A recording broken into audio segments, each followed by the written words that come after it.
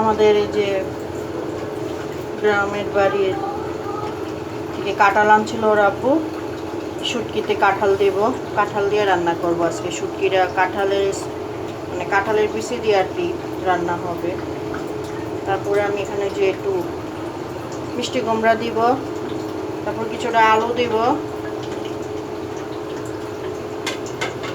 তারপরে এখানে আমাদের ব্রাহ্মণবাড়িয়ার ফেমাস চাপা শুটকি এটা দিব, রসুন দিব, এখানে সব আছে, লবণ, ধনিয়া, হলুদ, মরিচের গুঁড়া, ওগুলা আমি একসাথে দিয়ে দিব, খুব ইজি। তারপর আর কি করব, অনেকে তেল দেয় না শুটকিতে, তেল আসলো কি করে, আমি একটু তেল দিই, শুটকিতে, আমার ভালো লাগে। যারা তেল শুটকিতে দেন না দিয়ে দিন।